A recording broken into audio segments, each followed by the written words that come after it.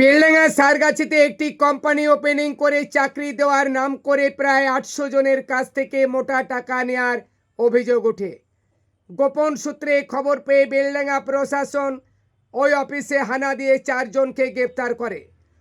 আজ 4 জনকে কোর্টে তোলা হবে বলে জানা যাচ্ছে।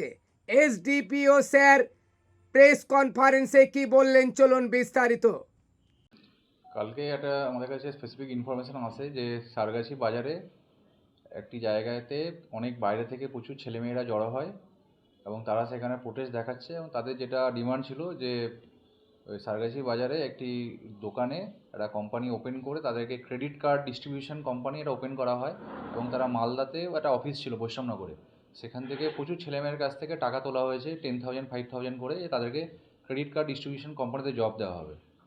তো আমরা সেই খবর পাওয়ার সঙ্গে সঙ্গে আমাদের আরটি অফিসার সেখানে পৌঁছায় এবং সেখান থেকে 4 জনকে ডিটেন করা হয়। তার মধ্যে ভগীরথ মাহাতো, যে বেসিক্যালি বাড়ি হচ্ছে আপনার রানীবাঁধ, পুরনো আগেও এরকম চিটিং কেসে ইনভলভ ছিল সেটা জানা গেছে।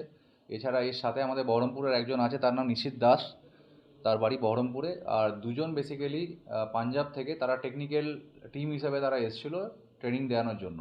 এটা বেসিক্যালি পুরোটাই একটা এরা চিটার, এরা হচ্ছে পাবলিকের থেকে টাকা নিয়ে স্কিল ডেভেলপমেন্টের নাম করে এদেরকে ট্রেনিং দেওয়া হয়, কিন্তু ট্রেনিং দেওয়ার পরে কোনোরকম কোনো প্লেসমেন্ট বা কিছু দেওয়া হয় না। পুরো টাকাটা এরা নিজেরা চিটিংয়ের মাধ্যমে পুরোটা নিজেরা করে এবং এরা বিভিন্ন জায়গাতে এরকম চিটিংয়ের ব্যবসা করে।